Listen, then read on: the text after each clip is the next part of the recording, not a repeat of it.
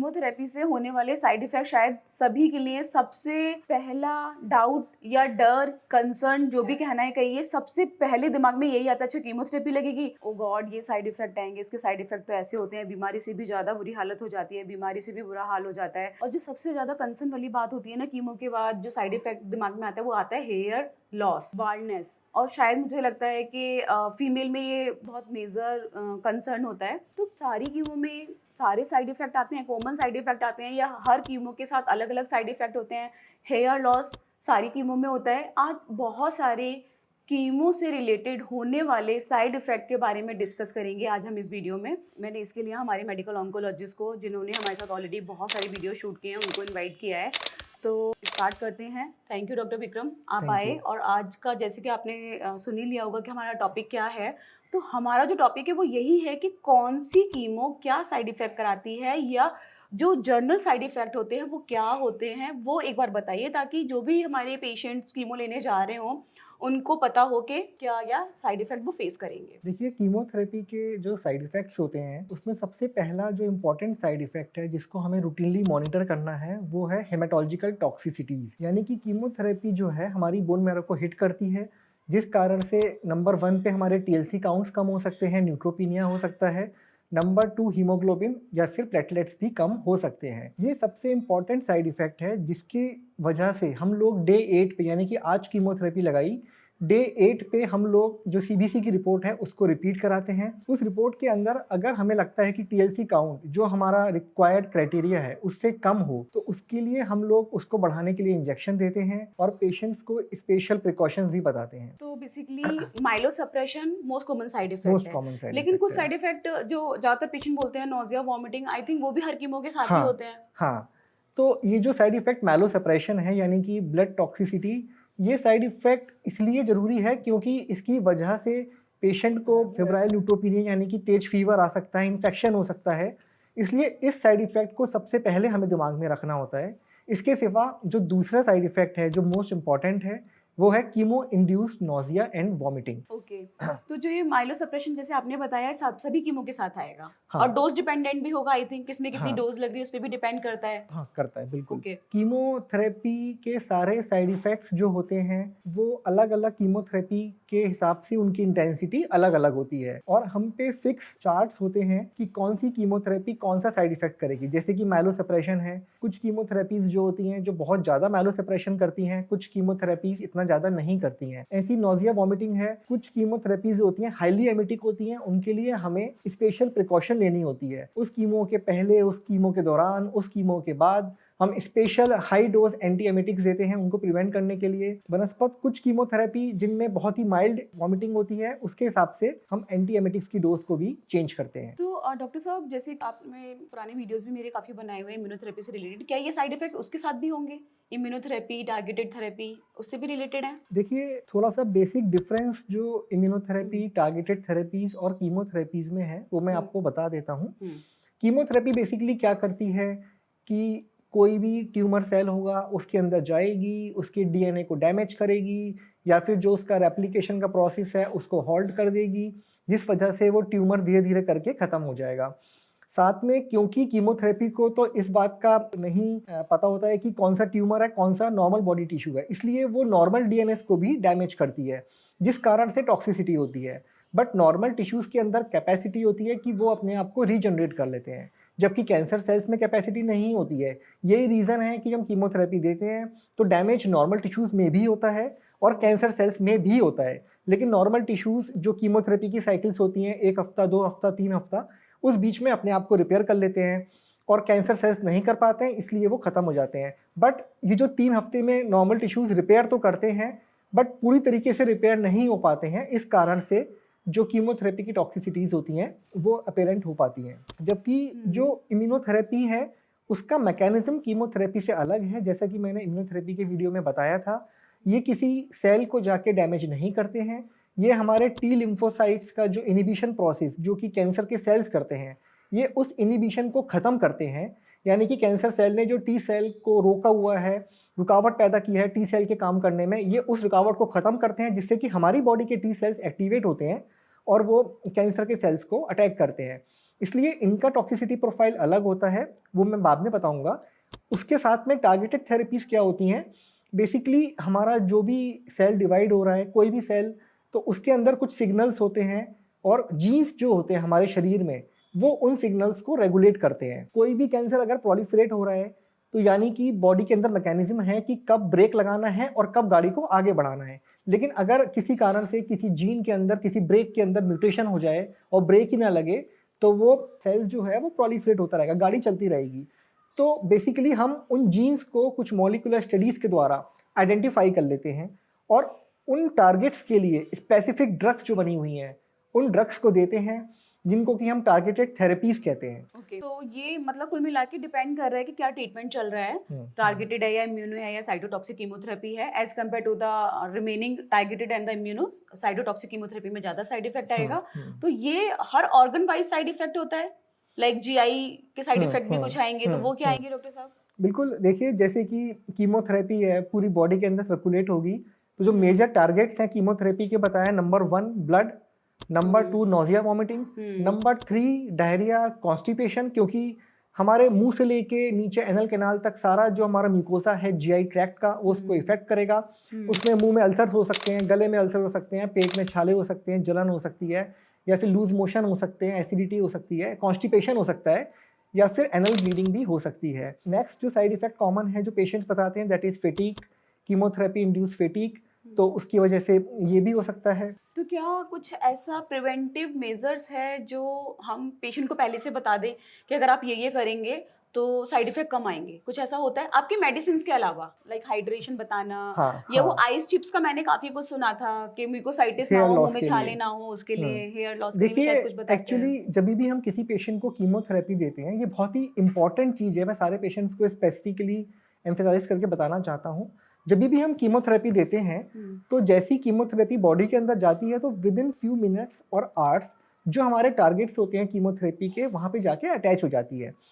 उसके बाद वो कीमोथेरेपी ड्रग जो है वो ब्लड में घूमना शुरू कर देती है, घूमती रहती है। इसलिए हम लोग ये प्रेफर करते हैं कि पेशेंट को जिस दिन आपकी कीमोथेरेपी प्लान हो उस दिन या फिर एक दिन पहले से आप प्लेंटी ऑफ वाटर को ड्रिंक करें, और ड्यूरिंग कीमोथेरेपी भी प्लेंटी ऑफ वाटर को ड्रिंक करें, बार बार यूरिनेट करें, जिससे कि क्या है, या फिर अगर आप हॉस्पिटल में हैं तो प्रॉपर हाइड्रेशन आपको कीमोथेरेपी के साथ में दिया जाए, जिससे जितनी भी इंपॉर्टेंट कीमोथेरेपी ड्रग्स हैं वो टारगेट पे जाके अटैच हो जाएंगी और बाकी रिमेनिंग जो टॉक्सिसिटीज कर रही हैं वो वॉश आउट हो जाएंगी।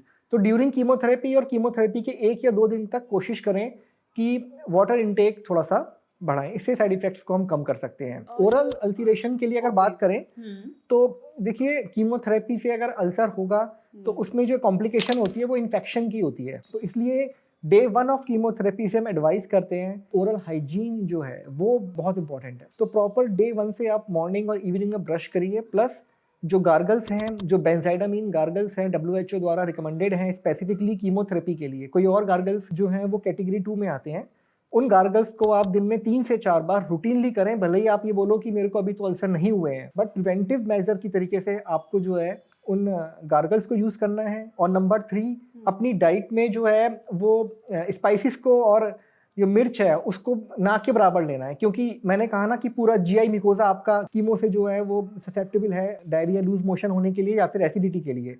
तो आपको डे 1 से ही स्पाइसेस, मिर्च, मसाला प्लस ऑयल का कंजम्पशन थोड़ा सा कम करना है। जिस तरह से डॉक्टर साहब ने भी बताया कि डाइट के रिगार्डिंग, तो मैं इन बिटवीन बताना चाहती हूँ कि डाइट के रिगार्डिंग मैंने बहुत सारे वीडियोस अपलोड किए हुए हैं कि ड्यूरिंग कीमोथेरेपी आपको क्या खाना चाहिए, क्या नहीं खाना चाहिए, क्या एक बेसिक कॉन्सेप्ट है उसके पीछे, वो जाके जरूर देखिएगा, बहुत ही इन्फॉर्मेटिव वीडियोस है। अच्छा डॉक्टर साहब, जैसे कि आपने बोला तो ये सारी प्रिवेंटिव मेजर्स बताया, तो हेयर फॉल के लिए आप जरूर कुछ बताइए कि क्या सारी कीमोथेरेपी हेयर फॉल कराती हैं? क्योंकि फीमेल जब भी सीए ब्रेस्ट की पेशेंट हमारे पास आती है वो सबसे ज़्यादा पैनिक इसी बात से होती है कि मेरे अभी सारे बाल चले जाएंगे। तो कौन सी कीमो है जो हेयर लॉस कराती हैं और कौन से कैंसर्स में वो दी जाती हैं? बस एक छोटा सा ब्रीफ में ये बता दीजिए। देखिए ये जो क्वेश्चन है ये बहुत कॉमन क्वेश्चन है फीमेल्स का। इसके लिए सबसे पहले तो मैं ये कहना चाहूँगा कि आपको अपने दिमाग में ये बात बैठा लेनी चाहिए कि आप जिस बीमारी का इलाज करवा रहे हैं वो कोई सर्दी जुकाम या डेंगू या टाइफाइड नहीं है, वो एक बड़ी बीमारी है, ठीक है। तो हेयर लॉस मैं मानता हूँ कि बहुत बड़ा साइकोलॉजिकल फैक्टर है फीमेल्स के लिए, लेकिन आपको अपने दिमाग में इस बात को बैठा के चलना है कि हेयर लॉस बहुत सेकेंडरी चीज़ है। अगर आप बीमारी से जीत जाते हैं तो वो बहुत बड़ी चीज़ है। हेयर लॉस कोई बहुत बड़ी चीज़ नहीं है। सेकंड जो है, सारी कीमोथेरेपीज हेयर लॉस नहीं कराती हैं, हाँ ऑलमोस्ट सारी कीमोथेरेपी कराती हैं। उसमें भी अलग अलग कीमोथेरेपी अलग अलग हेयर लॉस करवाती हैं। जैसे कि ब्रेस्ट कैंसर में जो कीमोथेरेपी दी जाती है उसमें एक एड्रियामाइसिन और साइक्लोफॉस्फेमाइड 2 ड्रग्स होती हैं इंपॉर्टेंट। दोनों की दोनों ड्रग जो होती हैं वो सीवियर एलोपेशिया यानी कि हेयर लॉस करवाती हैं।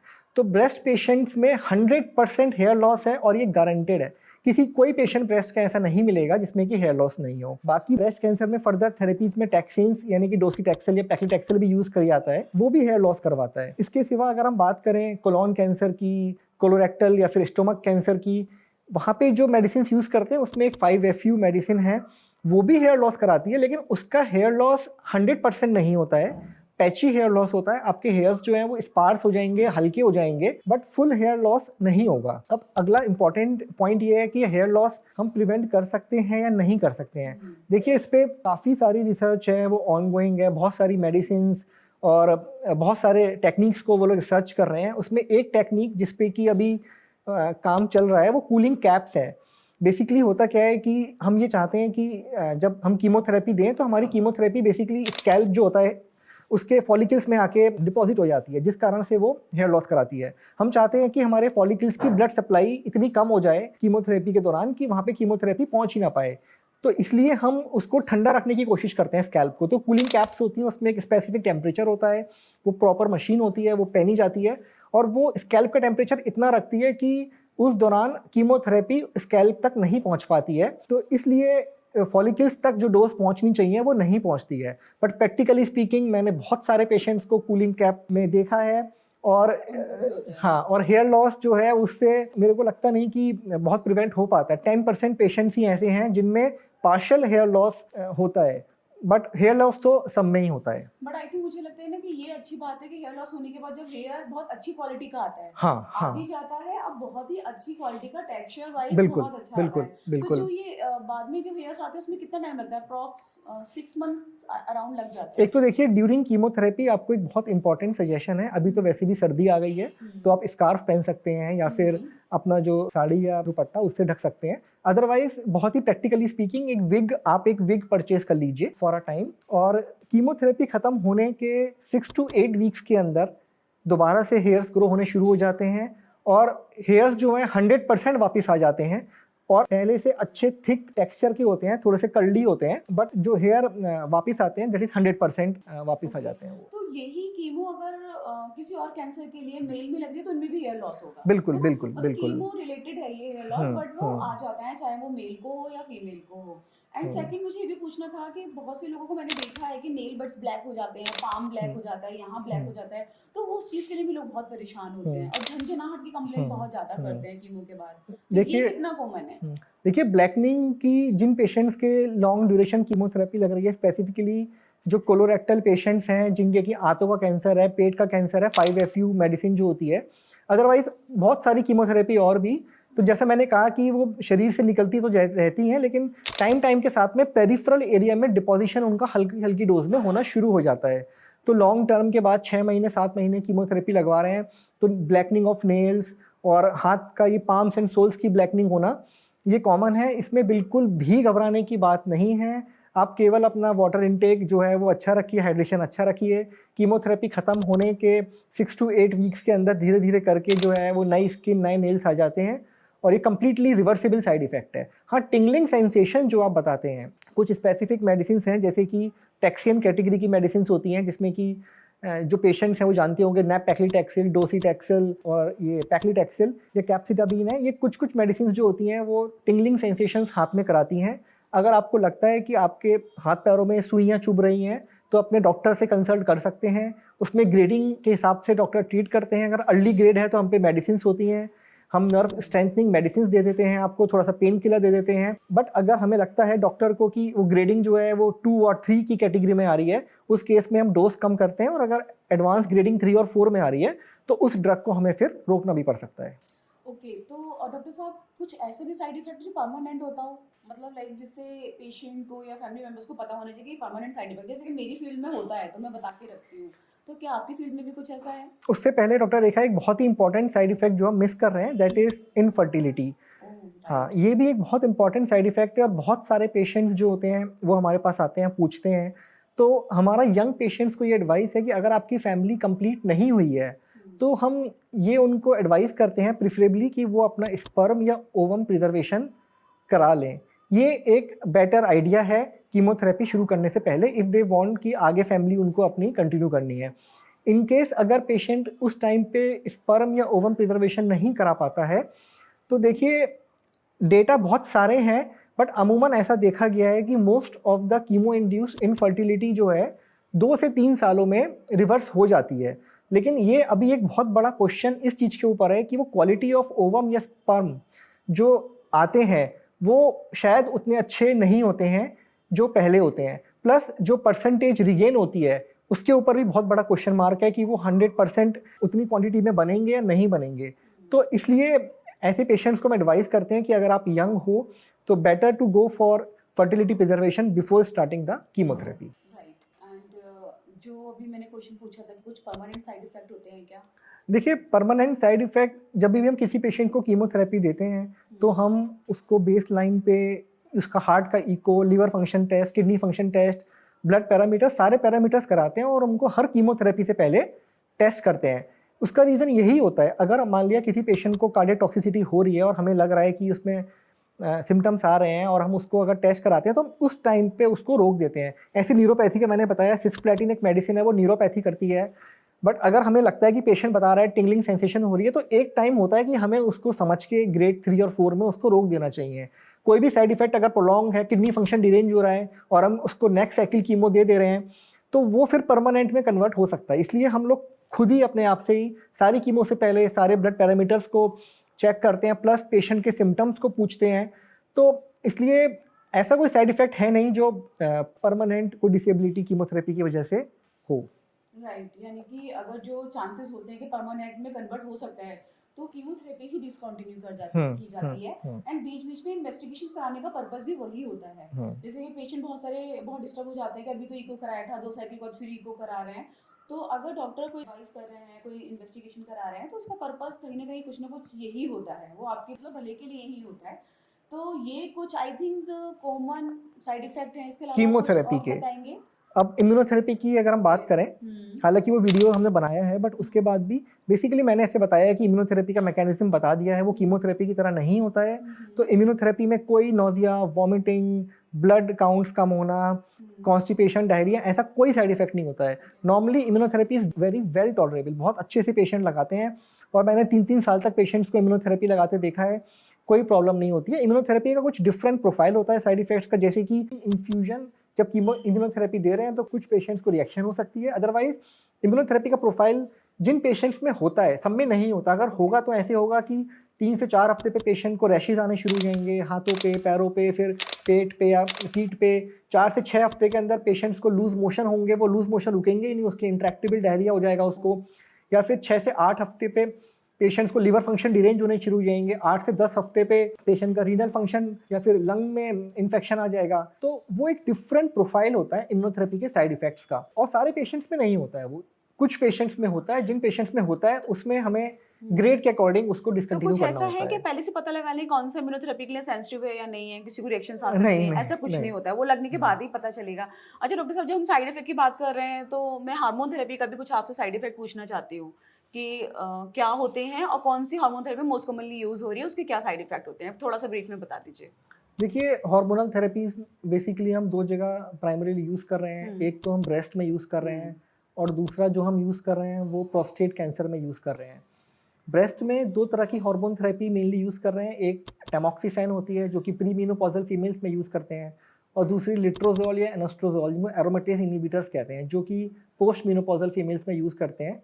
तो बेसिकली लिट्रोजोल, एनोस्ट्रोजोल का साइड इफेक्ट एक तो वही है, हम हार्मोनल कोई भी एजेंट देंगे तो उसका फ्लशिंग है और आपको हॉट फ्लशेस होने का चांसेस है और वीकनेस, लिथार्जी, वो टैमॉक्सिफेन से होती है। आपकी बोन डेंसिटीज़ जो होती हैं, ये बहुत कॉमन साइड इफेक्ट है। इसलिए जिस भी पेशेंट को हम लोग एनेस्ट्रोजोल, लिट्रोजोल ब्रेस्ट पेशेंट में शुरू करते हैं पोस्ट मेनोपॉजल में, उसमें हम एक बहुत इंपॉर्टेंट चीज़ है कि आपको बेसलाइन डेक्सा स्कैन होता है, वो हम करा लेना चाहिए हमें।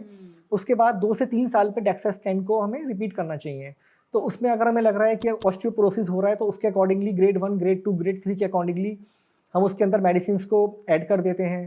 टैमॉक्सिफेन जो है उसके साइड इफ़ेक्ट्स कॉमन तो होते ही हैं, थोड़ी सी फिटीग होना और हॉट फ्लशेस होना। इसके साथ में टैमॉक्सिफेन के साथ में यूट्राइन एंडोमेट्रियल जो होती है, यूट्राइन की थिकनिंग हो सकती है, कुछ थ्रोम्बोएम्बोलिक इवेंट्स जो हैं वो देखे गए हैं। जैसे हम प्रोस्टेट में यूज़ कर रहे हैं ल्यूप्रोलाइड, तो उनके अंदर भी वही जो हॉट फ्लशेस, फेटीग, लेथार्जी या फिर कुछ पेशेंट्स के अंदर ईसीजी चेंजेस या फिर एमआई या फिर स्ट्रोक देखा गया है। देखिए बेसिकली बहुत these are very well tolerated, मतलब बहुत रेयर पेशेंट्स आपको ऐसे मिलेंगे जो कि कोई सीवियर टॉक्सिसिटी लेके आएगा हार्मोन के साथ में, बहुत उसको डिसकंटिन्यू करना पड़ जाए। They are very well tolerated, very rare toxicities, but we should monitor, हम उनको सब मॉनिटर करते हैं उनको टाइम के साथ में। ओके, तो thank you so much. I think हमने एक मोस्ट कॉमन आस्क्ड वीडियो हमने बनाया है। बहुत सारे लोग बहुत ज़्यादा पूछते थे कि कीमोथेरेपी क्या क्या साइड इफेक्ट होते हैं, इम्यूनो के क्या हैं। बाकी बहुत सारे लोगों ने मुझे इम्यूनोथेरेपी वाले वीडियो में डॉक्टर साहब के साथ जो मैंने बनाया था बहुत सारे क्वेश्चंस किए हैं, तो उन क्वेश्चंस को लेके ना हम एक सेपरेट वीडियो में आएंगे, क्योंकि ऑलरेडी इतना लेंथी हो गया है, तो हम एक उस पर सेपरेट वीडियो बनाएंगे। इम्यूनोथेरेपी से रिलेटेड किसी के अगर कुछ भी क्वेरीज है तो कीप पोस्टिंग, हम उनको नोट डाउन करेंगे and then we will shoot different video. Thank you so much. अगर किसी को कुछ भी पूछना है या फिर कंसल्टेशन लेना है तो हमारा नंबर डिस्प्ले हो रहा है, आप उस पर अपना अपॉइंटमेंट बुक करा के डॉक्टर साहब से मुझसे अपना कंसल्टेशन ले सकते हैं। Thank you so much for watching. Please like, comment and subscribe my channel. Thank you so much. Thank you.